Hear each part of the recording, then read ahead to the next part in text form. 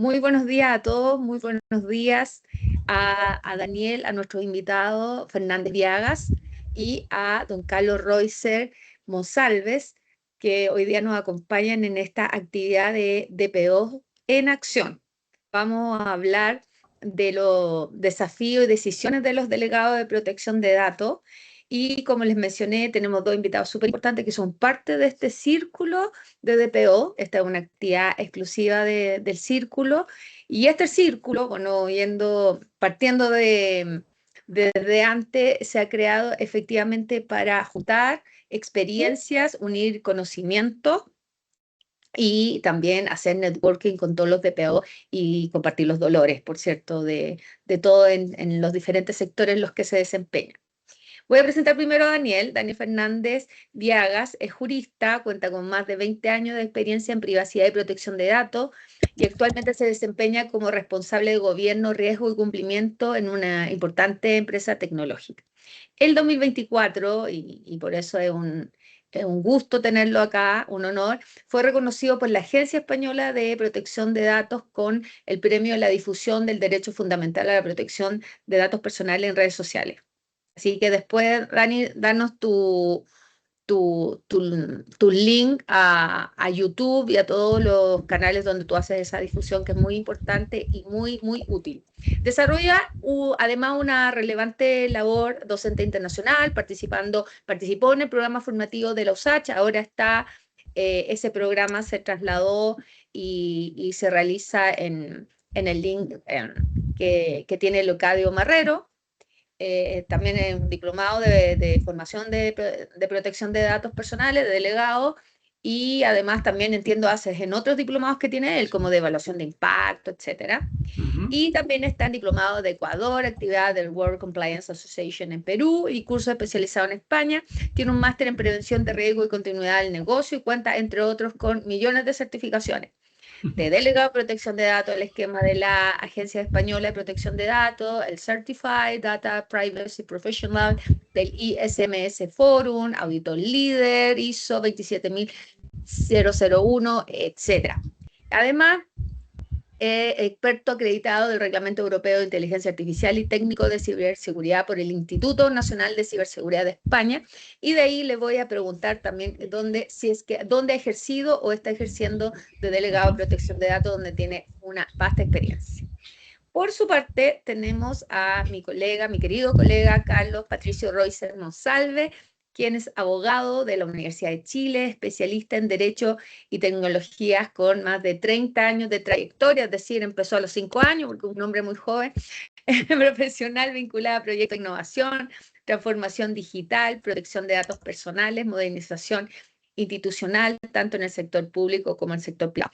Es doctor en Derecho por la Universidad de Salamanca, como ya les dije, abogado de la Universidad de Chile, y su actividad académica se ha desarrollado de manera sostenida en materias relacionadas con tecnología y derechos fundamentales, y actualmente es el delegado de protección de datos de la Red Universitaria Nacional REUNA. Así que muy bienvenido a los dos.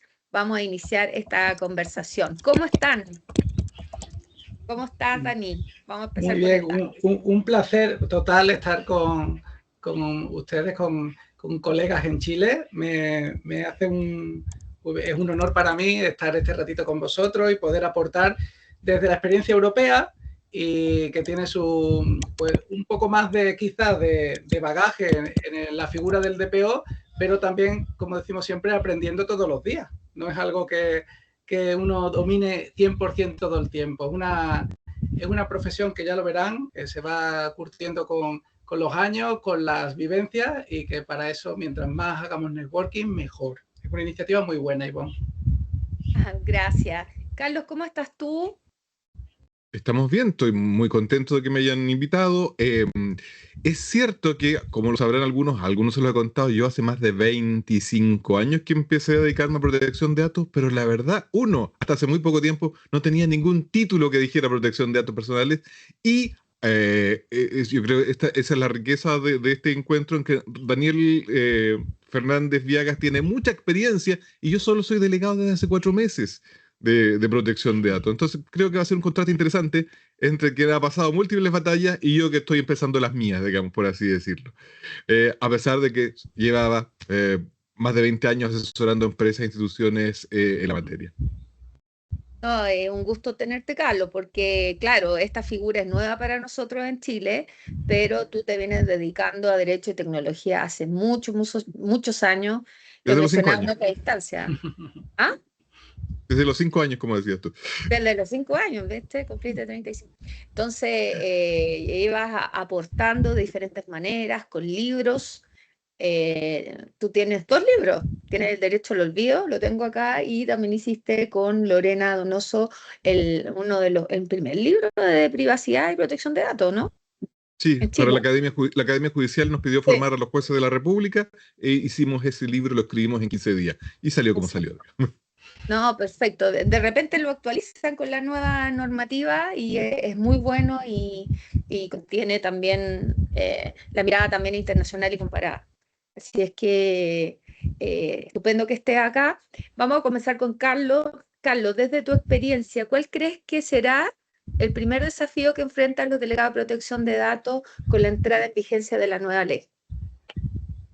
Hasta el momento estoy convencido que el desafío en realidad como que no es jurídico. Al fin y al cabo, aprenderse la ley es relativamente sencillo. No es tan sencillo porque hay todo un bagaje cultural que no siempre la gente que se lee la ley la entiende. Ahora, eso del bagaje cultural te lleva a que el desafío en realidad es cultural, es organizacional. Ahora, como desafío también está, mira, con esta nueva ley vas a tener que entenderte con el de recursos humanos, con el de marketing, vas a saber qué es lo que hacen los de finanzas. De repente vas caminando por la institución o la empresa, ves unas cámaras de seguridad que están por el pasillo y te preguntan, la gente sabe que está la cámara esa y tienes que empezar a investigar qué se hace con eso. No, es de simple visión. O decir, no, lo conservamos durante 6 meses, eso sí tienes suerte. La mayoría de las veces te dicen, no sabemos, las cámaras siempre están ahí, tenemos un proveedor y el proveedor, ¿qué hace con él?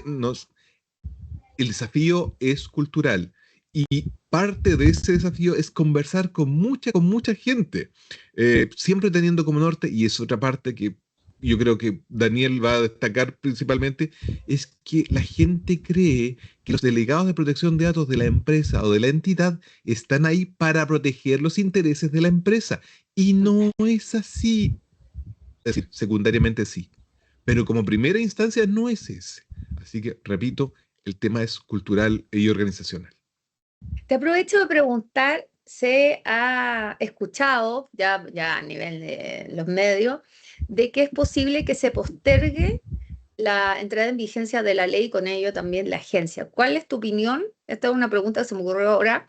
¿Cuál es tu opinión respecto de esto y en el sentido también de generar esta cultura? Porque ¿qué va a hacer? ¿Va a poner esta cultura en latencia? ¿Qué va a pasar en relación también con la cultura chilena, que dejamos todos para última hora, versus esta postergación que de alguna justificación tendrán para llevarla a cabo? ¿Qué piensas tú, Carlos? Eso. Peleamos con un problema cultural, que es el siguiente. Mira, cuando se instaló la primera ley de protección de datos en 1999, el más influyente de los lobistas, que fue DICOM, convenció a todo el mundo de que, mira, en realidad, esto, la protección de datos es una traba para el progreso económico del país. ¿Ya? Es una traba para el progreso económico del país, es caro. ¿Para qué vamos a poner multa? No pongamos multa porque en realidad, pobres emprendedores. ¿Y una autoridad de protección de datos? No, eso es burocracia, va a aumentar el tamaño del Estado. Tuvieron mucho éxito con la venta de ese discurso. Tuvieron tanto éxito que hasta el día de hoy nos estamos encontrando con que, a pesar de que todo ha cambiado, cuando actualmente todos sabemos, en realidad tener una autoridad de protección de datos y un sistema serio de sanciones es parte de cómo aumentamos la competitividad. Actualmente estamos bajo Brasil, bajo Uruguay, bajo Argentina, que en realidad son como clientes o mercados preferentes para prestar servicios en materia de datos personales, y si no tenemos esta ventaja adicional, esta ventaja comparativa de ser un país con un nivel reconocido de protección de datos, entonces estamos en desventaja respecto de ellos. Sí, ese es el discurso actual, pero nuestras autoridades sigue primando lo que nos vendieron DICOM y en realidad los vendedores de datos de décadas atrás. Y esa es una pelea cultural, que va en la misma línea de lo que me habías preguntado antes. No, y además seguramente deben encontrar muy caras las multas y la excusa ahora es que no se encontraron las personas idóneas y se demoró, no se explica por qué se demoró tanto esta nueva nominación y al final dio para que llegara casi los plazos de la entrada en vigencia de la ley y no hay nada, entonces hay una justificación para retrasarla en base a esos mismos argumentos que diste. Peleamos Eh, contra la mala fe. Hubo un diseño hecho para que esto ocurriera de tal forma, no ocurrió de esa forma y entonces nos encontramos en este problema. Pero hubo mala fe. Hubo un diseño para que fueran nombradas determinadas personas, digamos, en determinado contexto. El diseño falló y nos acarrió este problema. Es así. O sea, en el fondo que se perpetuara los que estaban interviniendo para que quedaran después, que hubiera una especie de continuidad, pero con todos los conflictos de interés que eso conlleva, entre otras cosas. Dani, en Europa, volviendo a delegado de protección de datos, la figura del DPO ya tiene varios años en desarrollo. ¿Hace cuántos años que la tienen, que tú lo has percibido? Y lo otro, ¿cuáles dirías que han sido los principales problemas o errores que se han observado en la práctica y qué Chile debería evitar? Bueno, la figura tiene un buen bagaje. Era una figura que empezó a gestionar la Autoridad de Protección de Datos de Baviera antes de la entrada en vigor del Reglamento General de Protección de Datos, y se rescató esa figura. Iba ya en el RGPD en 2016 y en el 2018 pues casi todas las organizaciones, no piense que solo pasa en Chile, pues corrieron muchísimo para empezar a buscar quién era el perfil idóneo para nombrarlo como delegado de protección de datos cuando llegó mayo y acababa esos 2 años que teníamos de transición para que el reglamento fuera efectivo. No lo hicieron con premura, apuraron hasta el último momento. Eso es algo que siempre ocurre. Y se nombraron esos delegados de protección de datos que encontraron algunas dificultades que seguramente encuentren también ustedes. La primera es encontrar el rol correcto. Y los delegados de protección de datos, sobre todo los que eran internos, yo en ese momento era interno en una organización de salud que teníamos casi 80.000 clientes, el ser una persona dentro de una organización y tener un puesto de trabajo y de repente tener ahora otro rol era muy difícil de interpretar, principalmente por la propia empresa. La propia gerencia, la propia alta dirección, pues no te ve como el delegado de protección de datos, te ve como el trabajador que ya conoce, en su rol que ya conoce. Por tanto, el delegado sufría un dolor de cabeza constante entre tener que defender unas ciertas posiciones que van incluso, como bien decía Carlos, en contra de la propia empresa y a favor de los usuarios o titulares, que es nuestro objetivo. Nosotros somos finalmente pues, un mediador entre la autoridad, el titular y la empresa para que todo salga bien. Esa dificultad me la encontré, pero de primeras. El hecho de definir la posición, el rol y que todo el mundo entendiese cuál era tu papel real. Después, el querer abarcar mucho, porque es normal cuando uno entra a un nuevo rol y conoce, como bien también ha dicho Carlos, conoce la norma, sabe interpretarla, quiere hacer muchas cosas. Y si no llevamos un orden, una hoja de ruta, pues va a llegar un punto en el que todo nos va a parecer importante y no vamos a atajar los principales problemas. Así que lo ideal es tener lo que suele fallar al principio, un buen procedimiento de trabajo y tener una posición que toda la organización conozca y sepa qué puede esperar de ti. Eso es lo más complicado. En el sentido de que la empresa te vea como el representante de los titulares, ¿ha llevado que de repente te salten de los procesos, te ignoren, vengan cuando ya vienen los problemas? Eso pasa mucho, pero ahí les doy un consejo, y es que la primera labor del delegado de protección de datos es divulgativa en la organización. Tienen que hacerse un buen programa de marketing al propio delegado de protección de datos. Vendan la figura, expliquen la figura, hagan esa labor de predicar qué somos, qué tenemos que hacer y por qué nos necesitan. Porque si nos aislamos en un despacho, nos encerramos, no nos va a llamar nadie. Acuérdense, si el delegado de protección de datos está a la espera de que le lleguen los problemas, no va a atajar ninguno. Con lo cual, si somos delegados de protección de datos internos, propios en una organización, lo mejor es ser muy proactivos.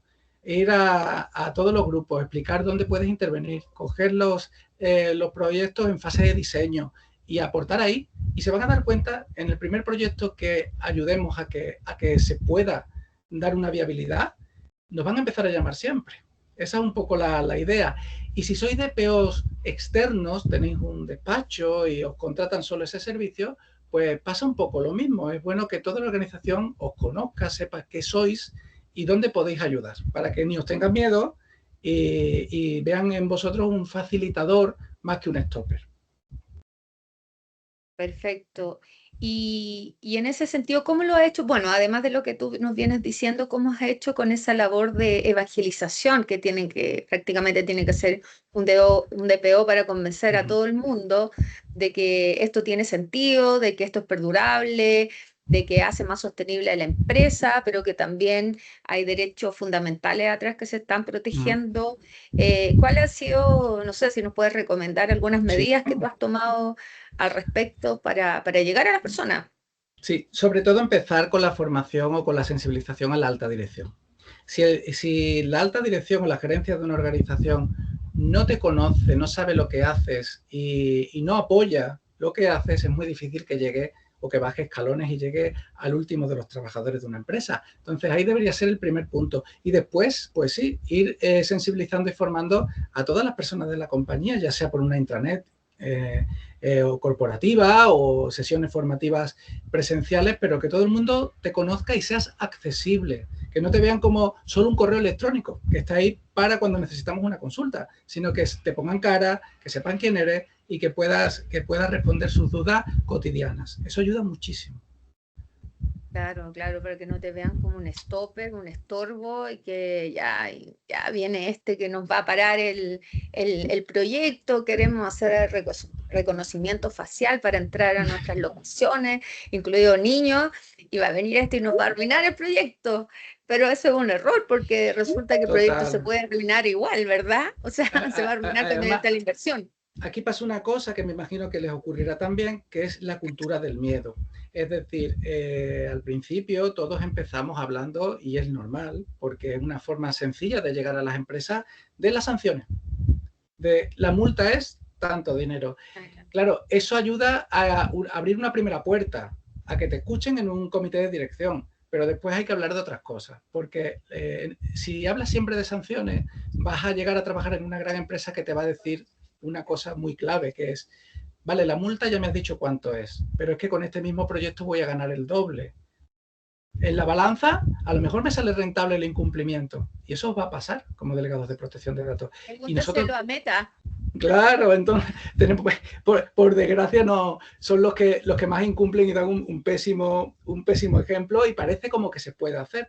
Pero nosotros vamos más allá, nosotros no defendemos solamente a la empresa y las sanciones, por eso bien decía Carlos, nosotros defendemos derechos y libertades, derechos fundamentales también. ¿Qué ocurre? Que tenemos que convencer desde el convencimiento real de la organización de proteger a los titulares de los datos, no solo esa multa. Por eso, si nos ganamos buenos aliados y ayudamos a hacer las cosas bien, sin incumplir, nos verán como esos facilitadores y no como esos stoppers.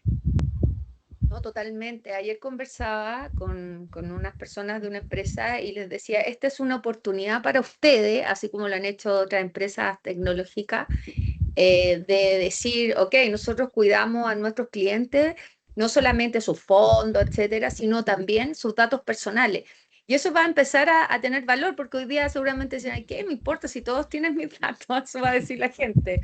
Pero la verdad es que cuando se empiecen a dar cuenta del valor que tiene el cuidarlo y el perderlos también, los riesgos y los daños, eventualmente va a empezar a cambiar la cultura, eso espero. Carlos, en el ámbito nacional, tú conociendo las empresas, la estructura, ¿dónde crees tú que debería, si es que se puede ubicar en alguna parte, porque alguna parte hay que dejarlo al DPO, dentro de una organización para que tenga verdadera independencia, alta dirección y capacidad para influir, además de autonomía?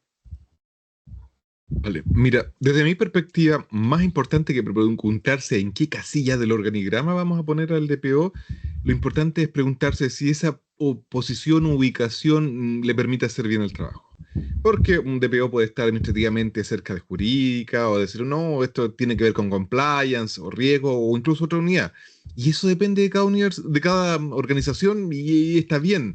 Pero yo creo que hay tres condiciones en realidad que son indispensables. La primera es la autonomía funcional, es decir, tienes que estar en un lugar, en una posición en que decir, mire, creo que esto representa un riesgo, no empiece una conversación sobre si el delegado está haciendo bien su trabajo o no, si alguien tiene que amonestarlo por algo o algo parecido. Esa cuestión al principio está bastante presente.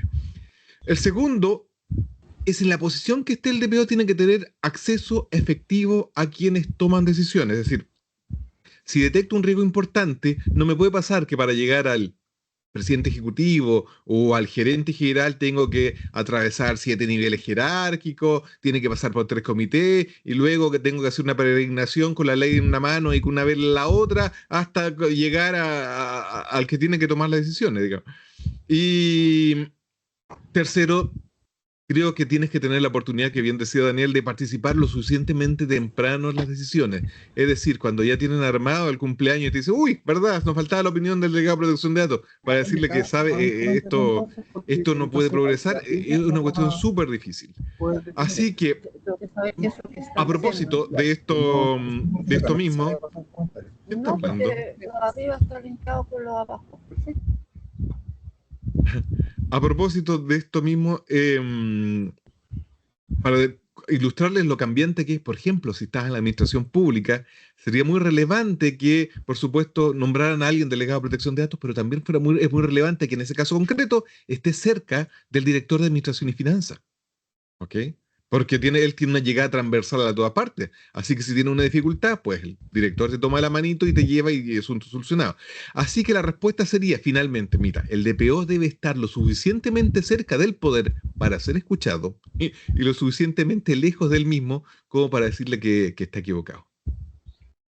Total, pues si imagínate, te dice el directorio ahí, y hay incentivo, lo vimos, bueno, nosotros, aunque éramos compañeros del diplomado, el Dani era nuestro profesor, con Leocadio también, y recuerdo que en este sentido también nos decían, o sea, que claro, es muy relevante que exista la autonomía, la independencia, pero también en Europa existen incentivos para que la alta dirección no es el que se enoje y quiera echar de una, despedir al DPO. O sea, no entiendo que allá no se puede realizar. En cambio, acá no hay nada. O sea, si no le gustó, acá podrían llegar y cambiar a la persona si no va de la mano con lo que piensa o con los principios de la empresa, ¿no? ¿Cuáles son esos incentivos que hay allá en Europa, Daniel? Aquí el delegado de protección de datos no puede ser removido en base a sus opiniones o directrices dadas a la alta dirección. Es decir, si la opinión del DPO, un informe o una evaluación de impacto donde da su criterio y no es favorable, eso no puede hacer que sea removido por esas opiniones o por ejercer su trabajo. Esa protección es una protección también laboral, con lo cual no es tan fácil el despido de un delegado de protección de datos como el de otros trabajadores de la compañía, porque se conoce que su puesto de trabajo precisamente es ser mediador, es oponerse a alguna de las decisiones de la compañía o mostrar un criterio diferente al de la alta dirección, y eso les deja muy expuestos, claro. Al final, el llevar la contraria en una alta dirección en algunas ocasiones, pues ya te marca como alguien incómodo. Y esa protección sí se le ha dado al delegado de protección de datos, que incluso en la época, recuerdan cuando tuvimos la pandemia a nivel global, el COVID-19, hubo muchos delegados de protección de datos que, como otros trabajadores de las empresas, pues estuvieron en expedientes de regulación de empleo o fueron despedidos. Incluso sacaron a varias asociaciones notas de que el delegado de protección de datos, si la empresa seguía teniendo actividad, aunque hubiera bajado el ritmo y hubiera pocos trabajadores, no podía incluirse en esos expedientes reguladores de empleo, porque la ley de protección de datos se tenía que seguir cumpliendo y su figura tenía que seguir presente, ¿no? Así que goza de esa protección laboral y hace que su despido sea más complicado. Dani, te aprovecho de preguntar, ¿qué debiera hacer el delegado de protección de datos en cuanto a la implementación, supervisión de las leyes sectoriales y de protección de datos personales de cada país, en el caso de ustedes, además del GDPR, de las leyes nacionales más bien. Y qué no tiene que hacer, porque yo siento que hay una confusión, una falta de definición de lo que implica la figura del delegado de protección de datos, que a veces me ha tocado de alguna manera eh, explicar. Mira, depende lo que tú estás buscando, porque a veces se piensa que es un superhéroe y que tiene que hacer todo. Entonces, eso sería súper bueno despejar qué debiera hacer y qué no. Totalmente. Yo, lo primero para todos los que estáis presentes es tranquilidad. No se puede tocar todas las materias y dominarlas todas. Es imposible. Y podemos especializarnos en un área concreta, en un sector concreto de la actividad, teniendo un buen criterio, que al final es lo importante. La norma la podemos conocer de arriba abajo, pero fundamentalmente el criterio es lo que suele funcionar mejor en esta posición, porque nos van a preguntar de múltiples cuestiones, que algunas incluso se salen de nuestro día a día y nunca vamos a tener la respuesta exacta, no somos ChatGPT, con sus limitaciones, ¿no? Con lo cual es bueno tener un criterio muy alineado con las autoridades o las normas de cada país. Importantísimo, tenemos que tocar, eso es cierto, pues un poco de tecnología tenemos que dominar también el sector en el que más nos movemos y sobre todo estudiar bien los tratamientos de datos que se hacen y qué implica eso a nivel interno en las compañías. Cuando el delegado de protección de datos conoce bien la empresa donde trabaja o el sector en el que trabaja, su posición se vuelve mucho más o se blinda mucho más. ¿Por qué? Porque es más difícil que le engañen. Tan fácil como esto. Yo he ejercido como DPO en empresas donde al principio intentaban engañarme, pero a diario. Y esto lo van ustedes a experimentar. Me decían, no, tranquilo, este dato no lo usamos. Sí lo usan, claramente. Yo pagué esa novatada, como decimos aquí en España. Yo pequé de novato en algunas de ellas de confiar al principio de lo que me decían, pues el área de marketing o esos recursos humanos era real y no entrar a auditarlo, que es una de las cuestiones principales. Realmente qué datos se usa, para qué se usa, cuánto tiempo se usa y hacerte un buen mapa de lo que hacen las organizaciones. ¿Qué ocurre? Que cuando el delegado de protección de datos está especializado en un área concreta, se vuelve un profesional muy potente. ¿Eso quiere decir que nos tengamos que centrar solo en un área? No, porque pueden ustedes ejercer en varias compañías o pueden ejercer en varios sectores. La experiencia les va a dar mucho, evidentemente. Por eso estas iniciativas como las que tenéis en marcha con el Círculo de DPO son tan positivas, para no sentiros aislados o no sentiros solos y tener intercambio de información con compañeros de otras áreas o sector, por ejemplo, sector salud, sector tecnológico, que son muy diferentes.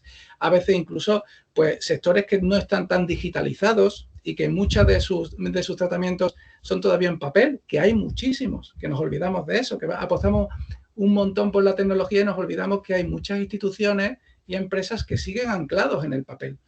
Y esas experiencias va a hacer que el delegado de protección de datos no sea un perfil único. Nosotros somos fundamentalmente híbridos. Es uno de los objetivos más importantes que debemos recordar y en continuo aprendizaje. Es lo que siempre remarco cuando hacemos este tipo de sesiones, ¿no? Que no eleven nada definitivo, no piensen que ya dominan un tema 100%, porque eso les va a cerrar la posibilidad de aprender mucho de otros compañeros. Totalmente, esto es un mundo que uno podría estudiar y no termina nunca, aparte que después cuando estudia cambia el criterio. En ese sentido, siendo específico, el DPO debiera ser el RAT, debería ser la matriz de riesgo, debería ser las evaluaciones de impacto, debería ser las políticas, ¿qué debiera ser? Pobrecito nuestro DPO, que al final ¿sí? es ese superhéroe, como bien comentabas antes. Realmente no lo debe elaborar directamente. Nosotros asesoramos, acompañamos, recomendamos, pero si empezamos a teclear, empezamos a veces a tomar decisiones. Y el delegado de protección de datos no debería elegir nunca ni la finalidad ni los medios. ¿Qué ocurre? Que yo te puedo acompañar, ayudarte, ponértelo en bandeja, pero no puedo elaborarlo directamente. Eso no quita, y les va a pasar a todos, que lo vayan a hacer muchas veces. Yo, cuando digo siempre que un delegado de protección de datos no debe hacer la evaluación de impacto, yo he hecho muchísimas, pero tengo que seguir diciendo que no la puede hacer. ¿Por qué? Porque si no lo decimos, las empresas van a seguir con esa confusión de que el delegado de protección de datos hace y encima audita su propio trabajo. Y el delegado de protección de datos está para supervisar, asesorar y acompañar, no para elaborar directamente, porque no podemos ser juez y parte. Pero lo dicho, yo creo que todos lo han entendido. No quita que en muchas ocasiones lo hemos tenido que hacer porque la empresa que te ha contratado no tiene todavía este nivel de madurez. Y como te ha contratado a ti, piensa que eres tú el que lo debes hacer. Por eso también es muy útil que tengan guías que cuando hagan un contrato de servicio como delegado de protección de datos, dejen muy claro qué puede y qué no puede hacer el delegado de protección de datos y que lo expliquen para que no haya esa confusión y que esa empresa que contrata tu servicio piensa que eres el superhéroe que lo va a hacer todo, porque no puedes. Existe, ¿no? Y eso sin mencionar que actualmente nos están designando, por lo que yo he visto, tantos fondos para implementar la ley, depende de la empresa, y que llega de repente alguien que habló de datos y dice, tú vas a ser el delegado, pero no tengo idea, no importa, ve cómo vas a implementar esta ley, tú eres el delegado, o se le da a la gerenta legal o al CISO y así, y al compliance officer. Acá tenemos un programa de cumplimiento de responsabilidad penal de las personas jurídicas y se le da a ese compliance officer que ya tiene harto trabajo y que tiene otra estructura.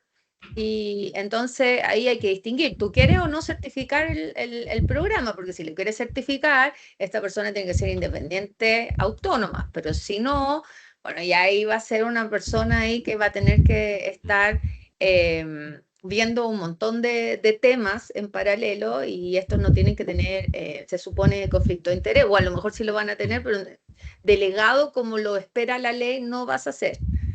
Como lo espera la ley y el reglamento. Acá me voy a Carlos. Carlos, de acuerdo a lo que ha dicho Daniel y todo, ¿cómo piensas tú que evitamos que este DPO termine convertido en una super persona, pero además una super profesional, digamos, que haga muchas cosas a la vez, pero que también, o solamente se dedica a revisar contratos, política y consentimiento, en vez de asumir un rol que debe ser más estratégico en la gestión de los datos personales al interior de la organización? ¿Cómo evitamos? Mira, antes que eso quería referirme brevemente a un tema que le preguntaste a Daniel, porque le preguntaste si tenían algún nivel de protección en España y que los delegados de protección de datos frente al despido porque a alguien no le pareció tu opinión o quería que opinaras de forma distinta. Ok, en Chile no tenemos esa protección, ¿ya? Sin embargo, hay una posibilidad que quiero que la vean a futuro, que es la siguiente. ¿Qué pasa si logramos acreditar un modelo de prevención de infracciones en que tiene un delegado de protección de datos? ¿Y qué pasa si se logra demostrar que en realidad el delegado de protección de datos estaba pintado? Ahí, digamos, que su opinión no valía nada, pero que lo tenían ahí, y cuando no les pareció su opinión lo despidieron. Perfectamente, pero eso va a ser una cuestión que nos va a dar la práctica, la agencia podría o incluso debería hacer caer el modelo de prevención de infracciones declarando su nulidad o el término del mismo. Esa tal vez podríamos ser una figura en la que a futuro podamos construir una especie de barra en la cual afirmar a nuestro delegado de protección de datos. De que vamos a decir, si actúas tan arbitrariamente que si la opinión no te gusta y la vas a sacar, entonces tu delegado de protección de datos no es real, y si no es real, se cae tu modelo de prevención de infracciones. Podría ser un camino, ¿ok? Además de la demanda de despido injustificado. Sí, En pero poder judicial. eso va a ser como un triunfo pírrico, digamos, para los delegados andar peleando por esas cosas. Imagínate las entrevistas de trabajo. ¿Y usted qué era antes? No, yo era delegado de tal empresa. ¿Y por qué los.? No, es que. Y empiezas a dar explicaciones que son desagradables dar, que no tenías por qué llegar a esa parte. Y además, la otra dimensión, es decir, quieren de ti una determinada opinión. Ok, cometes el error de opinar como la empresa quiere. Luego te llega encima la sanción de la Autoridad de Protección de Datos. ¿Y a quién le van a echar la culpa? ¿Al gerente que te obligó o a ti, delegado? A ti, delegado. Así que más encima, despedido por que no tenía las competencias básicas para el cargo. Imagínate tú el drama ese al cual mucha gente se va a enfrentar. Ahora, yéndonos derechamente a la pregunta y siendo breve, sí, como somos más encima, la mayoría somos abogados, tenemos la tendencia a trabajar solo, y esa tendencia a trabajar solo nos lleva a empezar a revisar contratos, cláusulas, políticas, y porque se produce la como agradable sensación de que estamos haciendo algo, efectivamente, mira.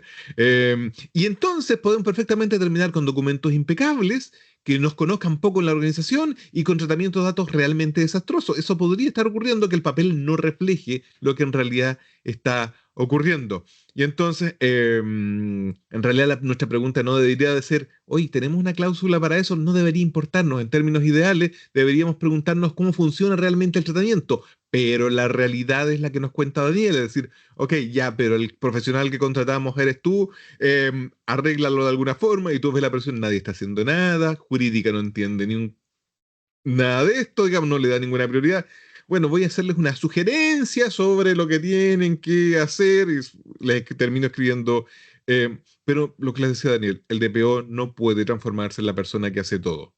Em, Porque si cada área nos manda cualquier problema relacionado con protección de datos, entonces no hemos construido realmente una cultura de protección de datos, sino que al contrario, nos vamos a convertir en un embudo de la protección de datos. Cualquier cosa con datos, vayan al delegado. Y paralizado, no, no, es que para el delegado, no lo he visto, el delegado tiene 20, 30, 50 cosas que ver, y nos transformamos en un embudo. Así que sí, lo que decía Daniel, nuestro trabajo es asesorar, supervisar, hacer preguntas algo incómodas para ver si activamos el mecanismo del que nos está haciendo la pregunta, pero no deberíamos ser el que lo hace todo. Y perjuicio que en la práctica ah, hay ciertas ¿Qué lo va a distancias que hacer? cubrir.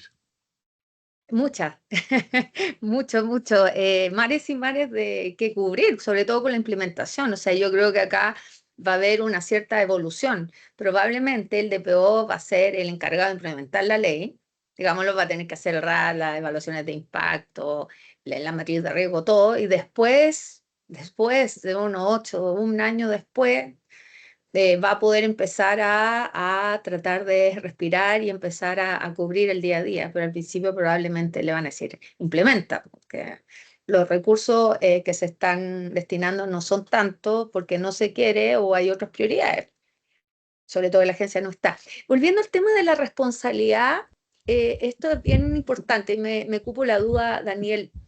¿Existen casos de, porque a veces la gente se asusta, de que la empresa le haya echado la culpa? Yo sé que el que toma las decisiones es el responsable, pero hay casos en que se haya responsabilizado al DPO por alguna mala, no decisión, sino que haya hecho mal la matriz de riesgo o ha hecho una mala evaluación de impacto o incluso haya actuado con dolo. ¿Hay algún caso de eso?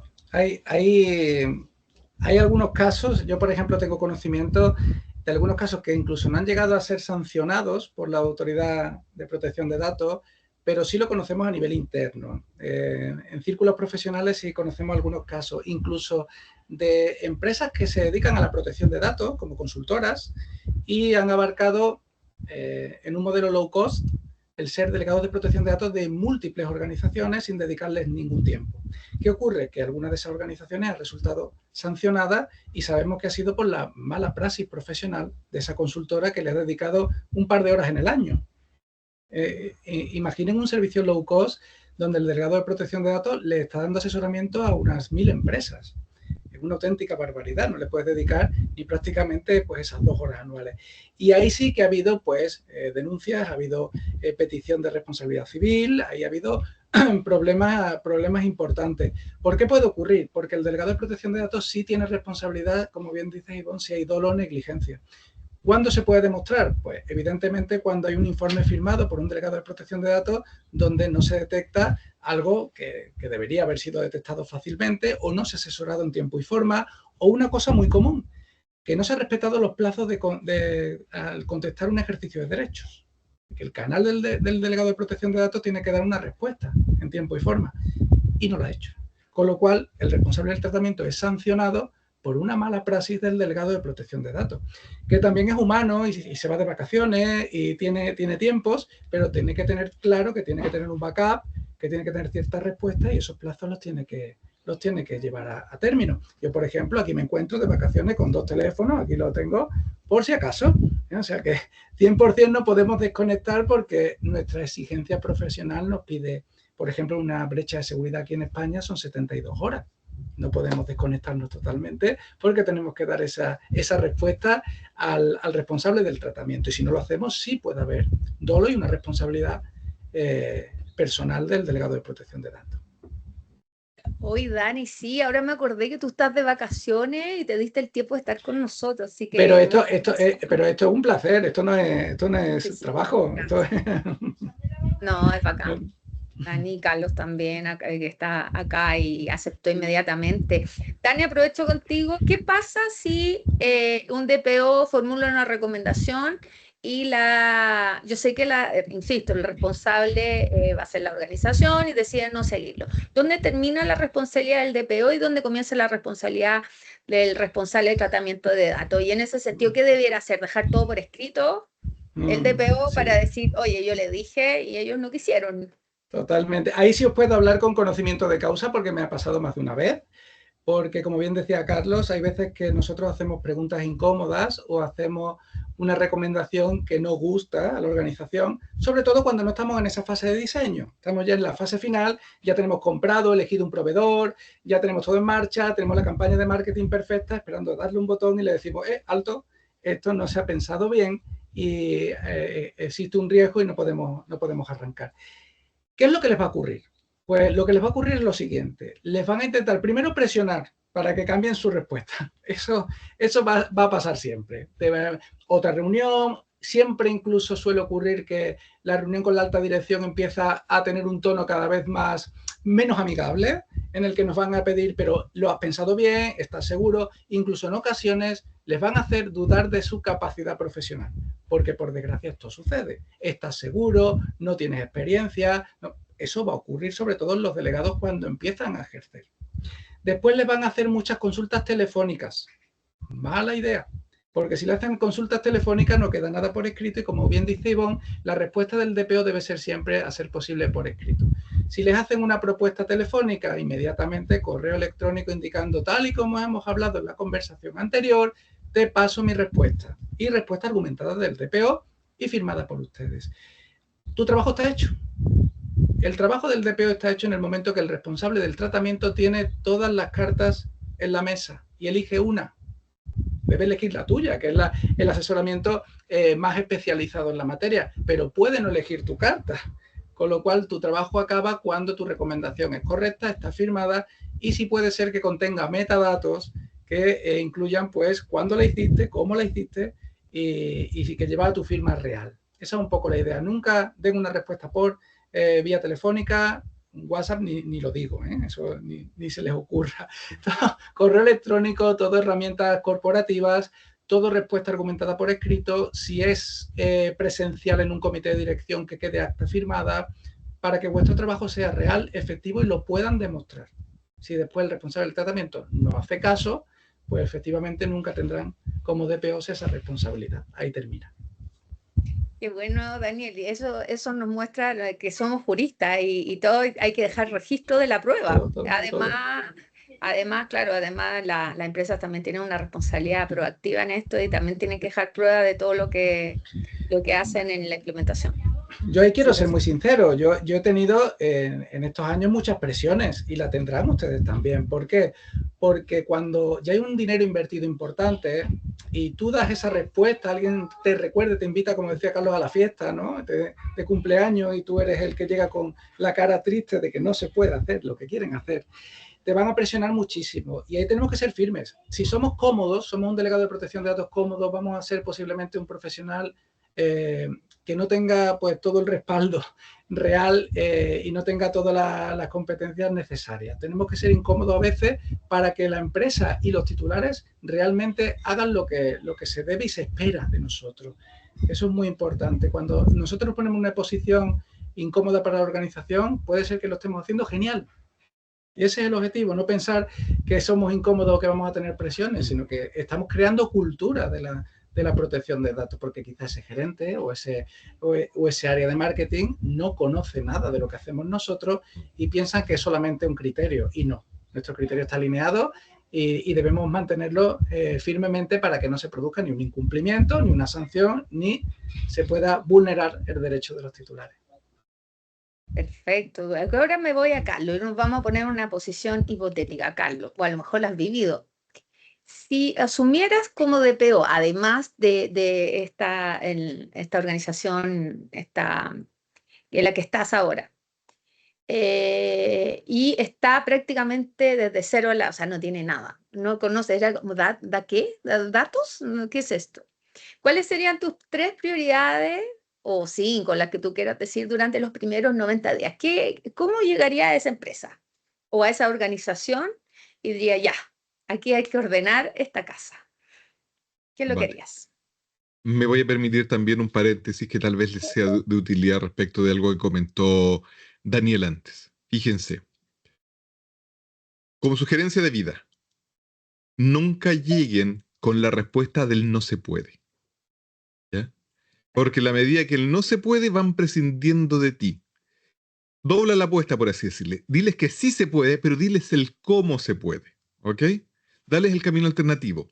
Ahora, en la verdad, lo que yo he visto, hay gente que se ha dedicado a protección de datos ahora último y que antes tenían una formación base hecha en la Contraloría General de la República o como parte de una fiscalía de alguna repartición pública, eso lo he visto.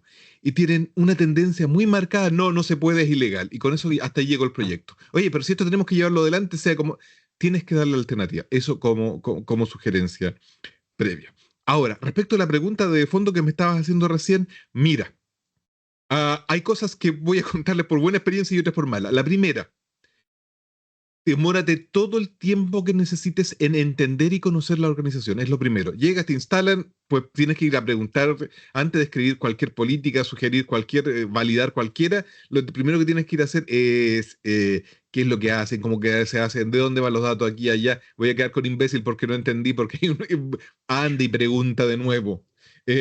Pregunta todas las veces que hace falta. Lo que hacía ChatGPT, mira, una de las preguntas más difíciles que tenemos es generalmente con las áreas informáticas de empresas e instituciones.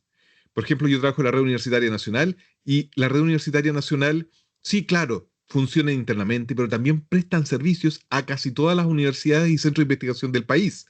Y entonces preguntarle cómo se interconectan unos con otros conlleva a que ellos me explican de buena fe, entiendo como un cuarto de lo que me dicen, así que estoy con el chat GPT abierto, viendo los conceptos básicos, porque más encima hablan en siglas, los benditos, digamos.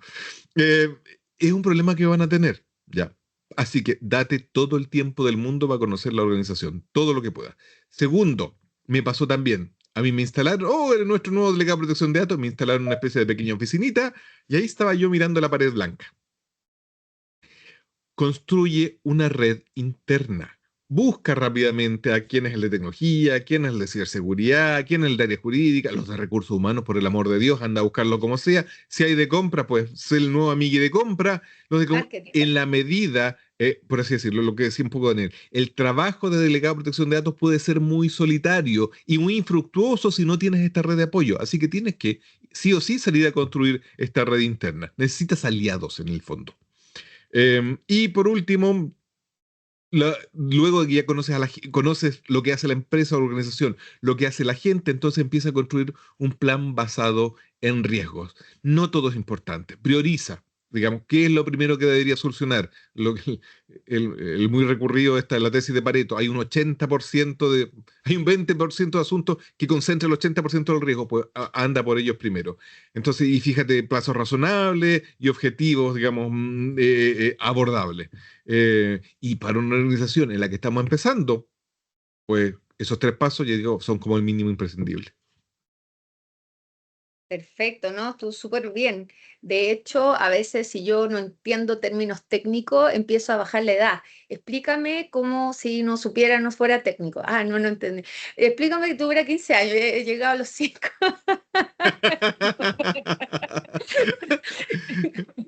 Así que, pero es muy buena herramienta para estudiar, bueno, esta herramienta conversacional. Daniel, una organización puede tener cientos e incluso miles de tratamientos de datos, sobre todo las que son más más complejas, no sé, las organizaciones como las clínicas, los hospitales, por ejemplo, es así, o el retail también.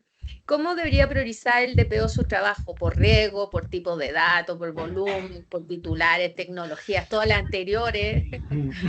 Pues la verdad que el susto te lo llevas con todas las anteriores, porque para priorizar tienes que, como bien ha dicho Carlos, conocer y profundizar mucho en cada área. Y de ahí te van a salir escenarios de riesgo. Y evidentemente, aunque tú tengas un plan trazado desde el principio y quieras levantar un RAT en condiciones con la organización y hacerlo bien, te van a surgir por el día a día tratamientos que son mucho más complicados y peligrosos y que vas a tener que priorizar, porque a lo mejor hay que ayudar a una evaluación de impacto cuando estás en el centro justo de hacer tu análisis de riesgo.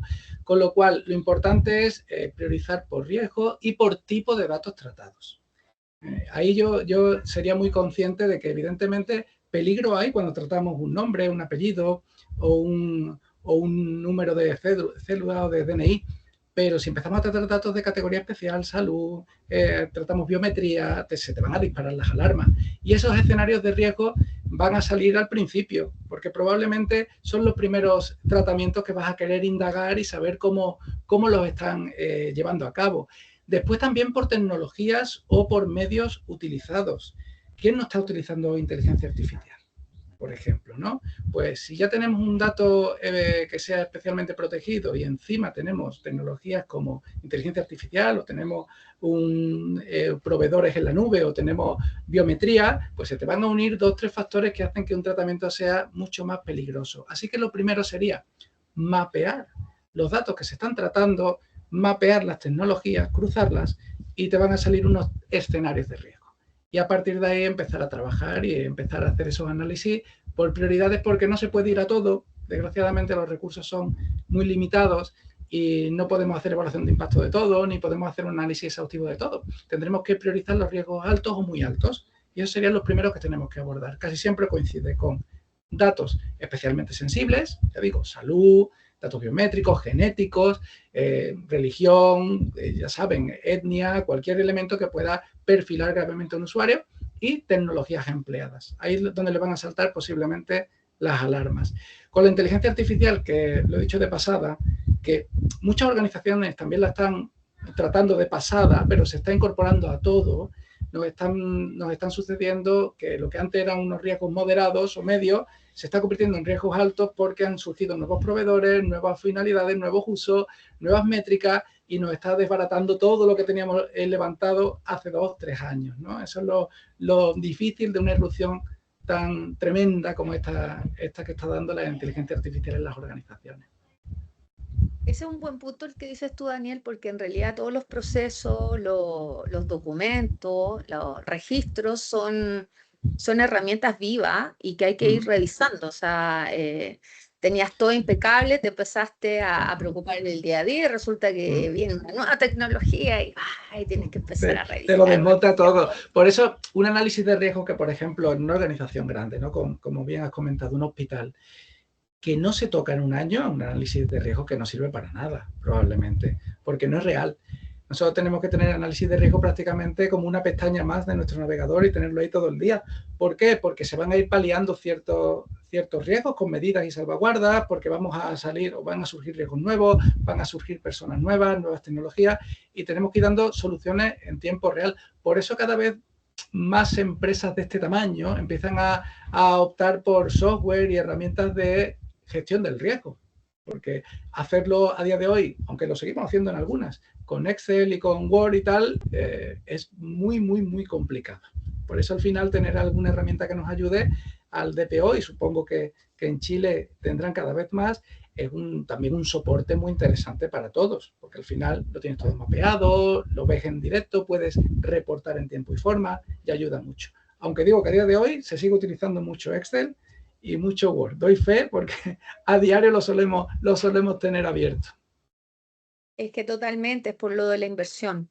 Están partiendo y ya empezar con herramientas de TI para ayudar a la gestión, ya es más inversión. Entonces, a nada se prefiere, y es lo que yo he visto al menos, se prefiere el Excel para partir y este es súper fácil transportar, súper adaptable a las nuevas herramientas que existen para gestionar, por ejemplo, un RAT.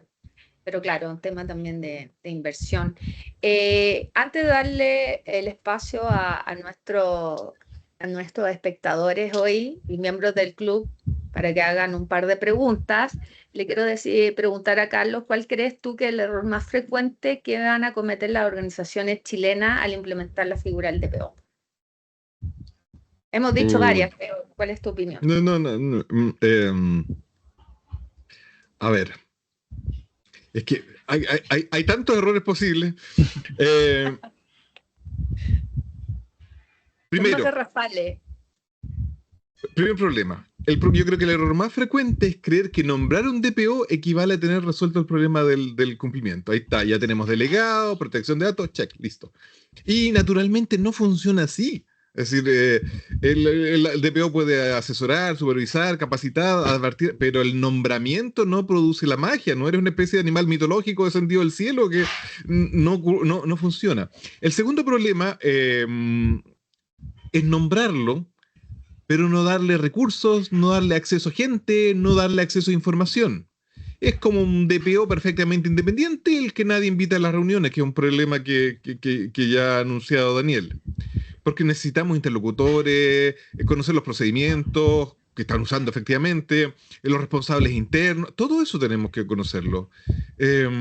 Así que a las organizaciones que les va a ir bien, sospecho yo, que son aquellas empresas que ya tienen ciertos conocimientos en comprender lo que es un sistema de gobernanza de datos. Probablemente a ellos les vaya mucho mejor con la adopción de la figura de un DPO. Y por último, y repitiendo una idea que ya les he dado, el tercer problema, porque el problema real se les va a presentar en todos los días, es creer que el DPO está ahí para cautelar los intereses de la empresa o de la organización. Y a pesar de que la misma ley te dice, no, este señor es autónomo, pero ellos leen, es autónomo, ajá, sí, ahí está, es nuestro delegado de la empresa, es nuestro. Y a veces los nombran de jurídica. Y en jurídica, por supuesto, que han tenido la camiseta de defender a la empresa como sea. Y se produce una deformación. Así que esos serían, creo yo, los tres problemas contra los cuales tenemos que combatir. O sea, en relación a lo último van a haber conflictos de interés. O sea, va a ser DPO y además van a tener esta cartera de cosas porque se permite. También el reglamento permite tener otras funciones que no sean, que no vayan en contra o vayan a producir conflicto de interés, pero en verdad en lo hecho tal vez no va a tener los recursos, no va a ser tan autónomo. Me voy a Daniel. Daniel, tú para complementar, ¿qué agregarías a lo que ha dicho Daniel? O sea, pues, Carlos. Ha dado tres puntos muy importantes y yo creo que es muy acertado. Un error que cometen, y aquí cometieron muchas empresas, es que lo ha apuntado Carlos, el DPO de paja que le decíamos aquí, ¿no? Está nombrado el que antes era otra cosa y sigue ahí y no ejerce como tal. Solamente se le ha nombrado, aquí se nombra en la página de la Agencia Española de Protección de Datos, se sube con una declaración y queda nombrado, pero durante el año si tú le preguntas cuántas horas efectivas has trabajado como DPO y qué has hecho, no te puede decir nada, no ha hecho nada como delegado de protección de datos, solamente es una figura que consta en un registro, eso no sirve para nada. Después también un fallo que se cometerá mucho será externalizarlo, como hemos dicho antes, a ciertas consultoras que realmente ven esto solamente como un low cost. Lo he dicho antes porque aquí ha sido un gran problema. No sé si lo será en Chile, pero aquí lo ha sido. El hecho de, sobre todo para las pequeñas empresas, no las grandes organizaciones, pero las pequeñas empresas que deciden externalizar la figura y se la dan a una consultora low cost que le ha dado 3 documentos y ya piensan que están cubiertos con algo. Y eso también crea una falsa sensación de seguridad que es muy peligrosa, porque como tengo mi delegado y me ha dado 3 documentos que además dice que cumplo, ojo con eso, que hay muchas consultoras que aquí empezaron a hacer eso, dándote un certificado de que cumplías con la norma. Eso es muy peligroso, porque al final la sensación es, todo va bien, no tengo ningún problema, tengo un papel que dice que cumplo, ya puedo hacer lo que quiera, ¿no? Entonces, ese fallo... espero que no lo cometan en Chile de externalizar los servicios a bajo coste con papeles y no con trabajo efectivo, trabajo real, documentación real y sobre todo informes precisos y argumentados de profesionales como ustedes. Totalmente, o sea, tiene que ser algo en serio y el problema se genera para todos, porque a esa consultora también le va a llegar si dijo que cumplió y en realidad no estaba cumpliendo la empresa. Y por otro lado, yendo más allá, también cuando se certifica el modelo, no por el hecho de estar certificado, listo, Eso, nos vamos a otra eso. cosa. O sea, hay que estarlo nutriendo siempre, Ujú. revisando todo el Eso rato. es. Eso es el peligro de las certificaciones. Como tú has apuntado al principio, yo también hago auditorías y certificaciones de normas ISO, que conocerán seguro muchas, la 27001 es de seguridad de la información, y también le pasa a muchas organizaciones con ese aspecto. Yo ya cumplo, entre comillas, tengo mi certificado, está puesto en la pared, ya cumplo esa parte, todo va bien. Y eso no te salva de nada realmente, porque si no es un trabajo continuo, efectivo, le dedicas su tiempo, auditas lo hecho, llegará al punto que la confianza es la que acaba con la sanción o con el incumplimiento grave. Esto es como ir al gimnasio. O sea, ya hice para todo el año mi ejercicio. No, tiene que lo siento. Hay que ir de verdad, ¿no? Hay que Peso. mover peso de verdad, ¿no? No vale solo Sí, con estar apuntado. para crear la musculatura. Ya hice 10 pesos, 100 kilos. Ok, no hago más. No. Hoy ahora le voy a dar el espacio a las personas que nos acompañan. Que si tienen dudas, preguntas, aprovechen de hacérselas a estos dos grandes profesionales. Eh, ¿Qué hora es? Son las 17, así que vamos a dar espacio con unas 3 preguntas. ¿Tienen dudas, preguntas, observaciones, comentarios? Hola, aquí Marina. Yo tengo una pregunta. Perdón, Juan. Mira, no sé si se puede hacer este tipo de pregunta más específico, pero en una organización donde aún no existe formalmente una función de gobierno de datos, ¿qué área debiera asumir la responsabilidad operativa de levantar y mantener el inventario de datos? Mientras esa función no exista, sería recomendable incorporar un recurso dedicado a gobierno de datos dentro de protección de datos, manteniendo al DPO más que de supervisión y no de ejecución. ¿Quién la quiere contestar? Venga. Yo si queréis, mira, porque es una buena pregunta, Marina. ¿Puede estar una persona haciendo ese inventario, ese mapeo de datos de la organización y estar dentro de un área de privacidad, por ejemplo? Y el delegado de protección de datos es una figura que va, lo dicho, a asesorar, a acompañar, a supervisar que todo es correcto y cumple la norma y no que haya una dependencia directa, sino que esté dentro de ese área de privacidad y gobierno. Es muy buena idea. Por ejemplo, ya que lo ha comentado Marina, si no existe la figura y le piden al delegado de protección de datos, como lo apunté antes, para que no se queden con esa historia, ¿no? Si les toca, aunque no deban, les toca. Yo lo que he hecho en algunas organizaciones es, y antes lo he dicho, es ponerlo en bandeja. Sé que a lo mejor yo no lo puedo hacer, pero te lo pongo casi al 90% hecho para que cada área remate su parte. ¿Cómo lo suelo hacer? Pues con unos buenos checklists por área. Área de marketing, área de recursos humanos, tecnología, área, por ejemplo, de lo que tengamos de sistemas, y le hago prácticamente el 90% del RAP o del mapeo de los datos, para que ellos confirmen lo que tienen, apunten lo que no aparece en el checklist y el trabajo esté hecho, firmado por ellos, pero casi al 90% realizado por mi parte. Yo no lo he hecho directamente, pero les he ayudado mucho a hacer ese gobierno del dato desde el principio. ¿Por qué os digo esto? Porque, hombre, no quiero tampoco dejar con la idea de no, el delegado no puede hacer nada y me han contratado para ello, ¿no? Les podéis hacer el 90% del trabajo. Efectivamente nos va a tocar mucho. Y levantar el RAT o levantar el inventario de datos personales y no personales, que también influyen, ¿eh? No solamente hablamos cuando hacemos el inventario de datos, no solo datos personales, también datos no personales podemos tenerlos ahí, ¿no? Datos financieros, datos estadísticos, que se maneja en la organización y a partir de ahí empezar a trabajar. Yo haría un área de privacidad y metería a esa persona que está mapeando datos dentro de ese área de privacidad. Perfecto. Muchas gracias, Daniel. Juan Mujica de Mentiquero tiene una pregunta también. Desde su perspectiva y experiencia, ¿cuáles son los principales conflictos de interés que ustedes ven con estos dos roles y cómo mitigarlos, dado el contexto que le estoy diciendo que nuestro core no es directamente trabajar con las personas, ¿no? O el negocio no son las personas. ¿Okay? Gracias, Juan. Carlos, A ver, no sé decirte, huye Simba. No, no, no, no.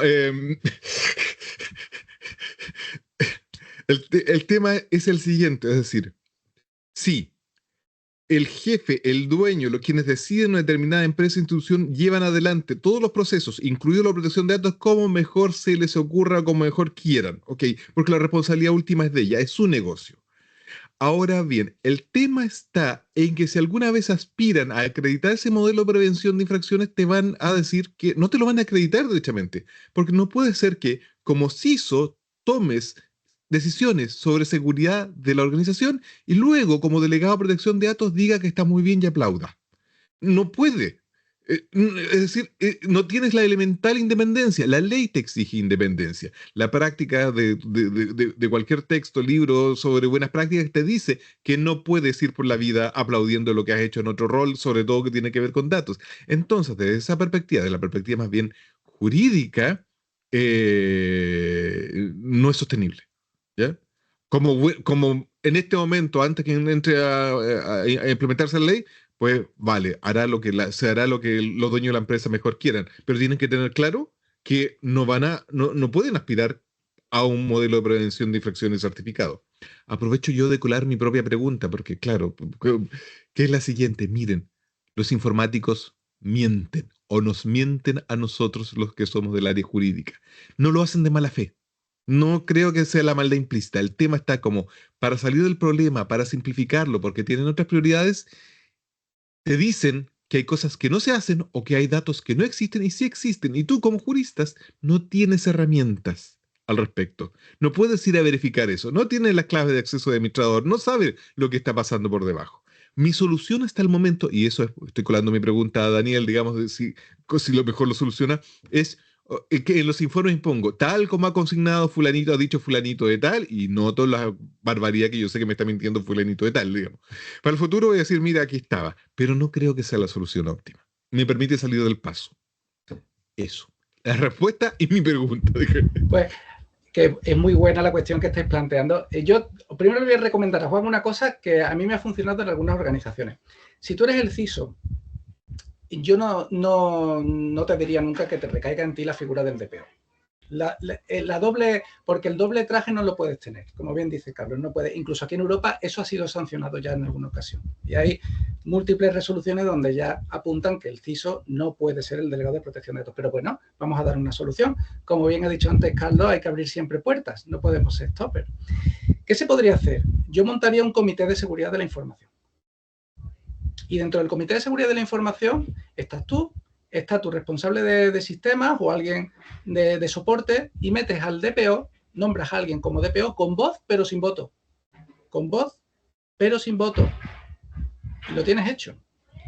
Estás tú como CISO, alguien más, representante de la alta dirección y que pueda dar esa validez a todo lo que se apruebe ahí, alguien de sistemas y alguien nombrado como DPO con voz pero sin voto. Tienes un comité de seguridad de la información muy operativo, que funciona muy bien, que todo queda en un acta, todo va genial y tú nunca vas a tener ese problema porque si tú das una buena opinión y con criterio, está el delegado de protección de datos que lo puede refrendar o puede dar su punto de vista y no tiene voto. Si no tiene voto, no está decidiendo ni finalidad ni medios. Perfecto, y justamente así, muchas gracias Daniel y Carlos, y justamente así lo he conformado. Yo tengo mi comité de seguridad de la información, que ya viene operando casi 2 años atrás, ¿no? Y el nuevo comité de privacidad y protección, está la alta gerencia, está el gerente general, está otro gerente, y yo participo como DPO, y justamente la función es, mira, las estrategias, las políticas y todo esto que se dice en el comité, pero a nivel gerencial, ¿no? A nivel estratégico. Entonces, efectivamente, ok, ahí me da un alivio y estamos alineados al respecto. Totalmente. Y para quitarte conflictos de intereses, lo bueno que se puede hacer en algunos casos, te haces un informe de conflictos de interés donde vengan tus competencias como CISO, las competencias que se esperan de ti como DPO y donde se crucen, donde haya ese conflicto, de ahí tiene que salir pues un segundo de escalado donde la decisión la toma otra persona. Esa sería un poco la idea para ayudar a todo eso. Y respondiendo a Carlos con el tema de verdad, de cuando no tenemos el conocimiento técnico como para poder saber si nos están engañando o no. Yo no digo que se nos engañe, sino que a veces pues, nos puede faltar ese conocimiento técnico. Es muy interesante que dentro del equipo del DPO o de las personas que ayudan como interlocutores al DPO tengamos una figura a la que podamos hacer consultas también y que audite. Es decir, que tengamos, si la organización es grande y lo permite, alguien de sistemas que sea nuestro cómplice, entre comillas, y que audite o corrobore o nos dé logs o nos dé trazabilidad sobre lo que nos están indicando. Eso en las grandes organizaciones suele ser muy bueno.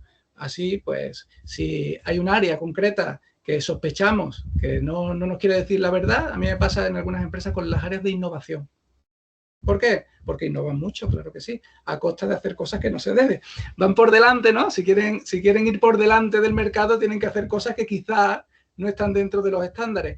Y yo siempre tengo a alguien de sistemas que o lo audita o me da por detrás información de lo que se está haciendo para poder ir con un informe medianamente en condiciones y poder rebatirles. Cuando me dicen, no utilizamos en entornos de, por ejemplo, de preproducción, no utilizamos datos reales. Y yo ya tengo un informe donde dice que sí. Con lo cual yo voy a la reunión pues muy tranquilo, sabiendo que si me engañan los cojo a la primera. Es un poco la idea, anticiparos a eso. Por eso tenéis que tener aliados muy fuertes en tecnología. Y sobre todo alguien, como puede ser, en el caso Juan lo va a entender estupendamente, alguien que ejerce como CISO o que está como responsable de seguridad, es un rol que conoce la responsabilidad que tiene si algo no va bien. Y una figura que tiene que ir mano a mano con el DPO. Si los dos hacen un tándem potente, la organización está muy tranquila. Tiene tecnología y DPO de la mano, eso funciona estupendamente.